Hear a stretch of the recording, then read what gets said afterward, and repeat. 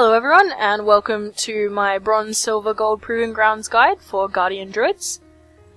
The talents I used for this particular Proving Grounds were Feline Swiftness, Ysera's Gift, Typhoon, Incarnation, Son of Ursok, Mighty Bash, Dream of Cenarius, and Pulverize. My glyphs were Glyph of Bark Skin, Survival Instincts, and Maul. And really these were a pretty clear choice. You can mix and match, I suppose, but these were the ones that I found were best to complete Gold Proving Grounds. I did this with an item level of approximately 617 once again.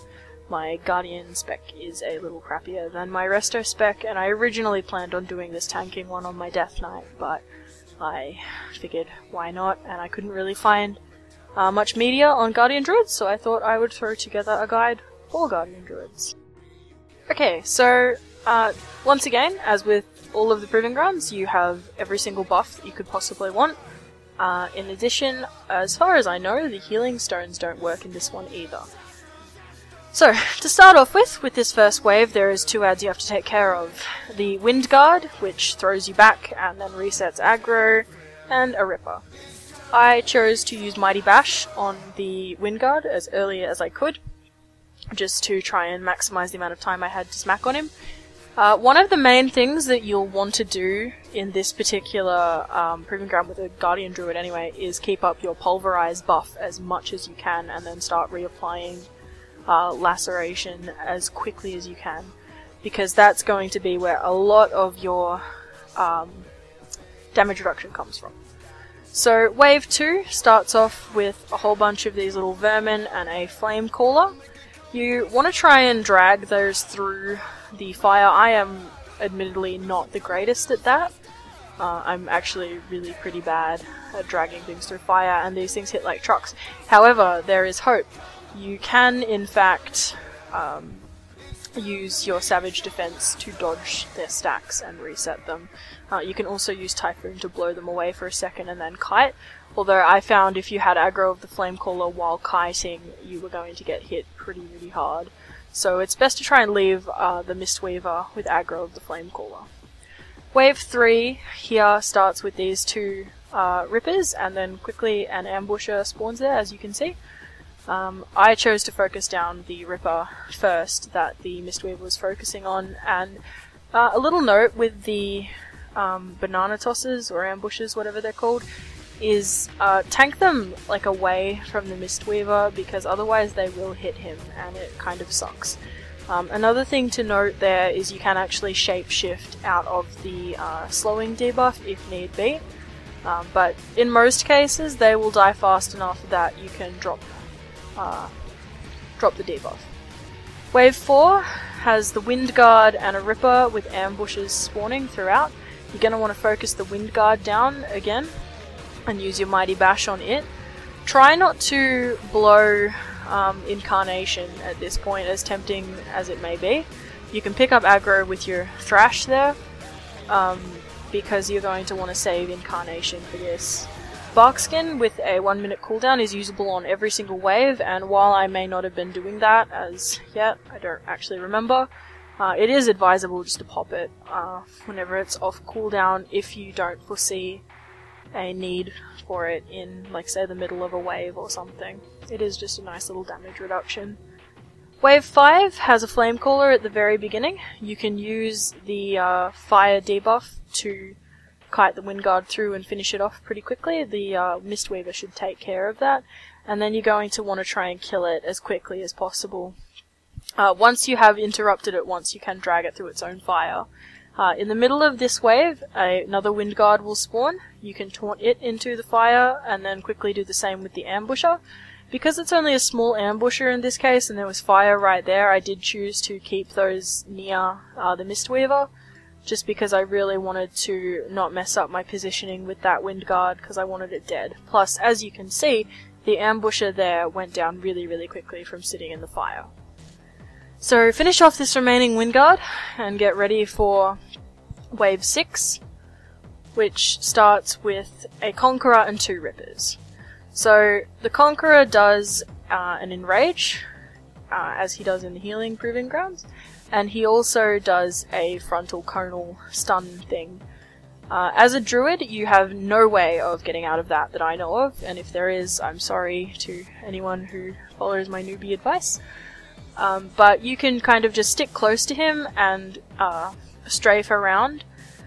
I was tabbing between the two of these a little bit and applying Lacerate to both, so I could keep up my stacks, or my stack of Pulverize, just because I found it easier. Plus, I really wanted to deal as much damage as I possibly could with that Ripper, which is where Glyph of Maul comes in, hitting 2 targets at once. It's a really nice way to get a little bit of a jump on damaging those remaining mobs. So you can take this last Ripper with you and go and pull the next group, which is a Wind Guard and another Conqueror. This is only a little Conqueror though, and a large, with your large Ripper, which the Mistweaver I imagine will finish off. So once again, stun your Wind Guard, pop Barkskin for the Enrage if you can. Otherwise you're going to have to try and deal with it by using Savage Defense. You can also use a stack of your Survival Instinct. Sorry, I completely forgot what that was called. But I was trying to save every single cooldown that I could for that last wave, just erring on the side of caution, because I wasn't actually dying. Make sure you pick up the Ambusher that goes and attacks the Mistweaver there, and just focus down the Conqueror, because he is the most annoying, especially with those ambushes. So once again, I was tabbing between the two and applying my stacks of Lacerate to keep up Pulverize, and kind of just trying to use that to the best of my abilities.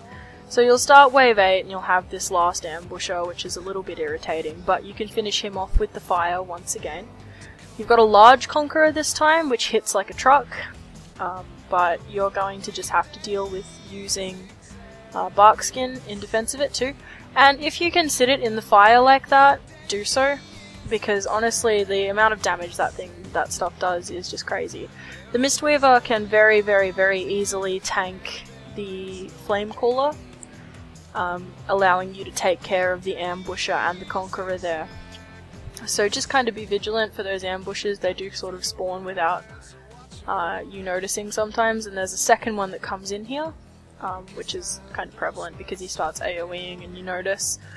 But once that Conqueror is dead, you can drag them back to the Flame Caller, head over there, and finish them all off, or you can do what I did and just let the Mistweaver keep tanking, because it was really no big deal. He wasn't gonna, or she wasn't gonna die, so I just kind of left her as is and then finished him off last. In between waves, at least here, because I had a little bit of time, I was healing the Mistweaver up just for the next wave. So waves 9 and 10 are probably the ones that I found most difficult. Wave 9 is actually definitely the easier of the two. Try and kill this Flame Caller before the remaining ads come out, but do not do what I did and interrupt Invoke Lava. I was pretty lucky, he'd gotten most of it out before I got a little bit trigger happy and interrupted early. So ambushes will spawn periodically throughout this wave, and then you get your Wind Guard, a large Conqueror, and you've still got some fire to finish those off, which is definitely to your advantage. So once again, try and stun that Wind Caller, use only Barkskin this time. Everything at this point should be off cooldown, and you're just going to have to survive this wave with only Barkskin, because you really, really, as a druid, need those remaining cooldowns up. So this includes Typhoon, because that's one that I was actually really relying on to have. And hopefully by the beginning of the wave you'll have Barkskin back up in order to combat the next Conqueror that's coming, because he's really scary. So you'll have 2 ambushes at this point. They're going to be applying that debuff pretty heavily. If everything goes to plan, you'll have time to finish off this Conqueror, kill the small ambusher first, because you won't have time to kill the large one. And then you will have time to kill the small one and then take that other one down to half health. before wave 10 starts, if everything is according to plan. You do not want 2 adds up, it's just a real pain, and if you need to, you can shapeshift into Kitty real quick to run over there and drop that debuff, but honestly it should just fall off, as it has here. So wave 10 starts off deceptively simple, and I was actually thinking, oh, this will be a piece of cake. So you've got your Flamecaller, which you can kill after he invokes lava. Don't do what I did and run through the lava there, it's a little bit silly of you. Then you get 2 Conquerors and a Wind Guard, and oh no, they are both large Conquerors, which is a terrifying, terrifying thing. So I got stunned twice here in a row because Druids can't break stuns and it sucks. But you're going to really need to keep an eye out on when they both enrage, and it really does suck. I did try kiting here, I don't know how successful that was. I mean, it was okay once they kind of stopped for me, but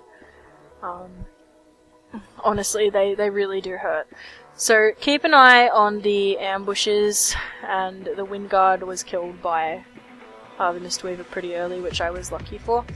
But at that point, I really did use everything that I had, so both my savage survival instincts were gone, and so was my barkskin. 2 more ambushes do spawn, which is a little bit irritating when it comes to dodging these frontal smashes, but nothing that is too hard to deal with. I popped Incarnation just to keep up my rage, to try and keep up my self-heals, and once those Conquerors aren't enraged, you can actually use Typhoon on them, which I'm pretty sure saved my life just then. Once the 2 ambushes are dead, you can kind of just pick a Conqueror and focus on it. At this point, they are all that's going to come up, and their cones are really easy to dodge. Once again, try and keep up your Pulverize with stacks of Lacerate, and then keep reapplying them. Apply your procs of Healing Touch whenever you can, on yourself of course. The Mistweaver really doesn't need too much healing, providing you the tanking. This last one will enrage one last time, and that really doesn't matter because he was so low at that point. Then he died, then congratulations, you've got yourself your gold proving grounds as a Guardian Druid. So thank you very much for watching, and I hope this helped.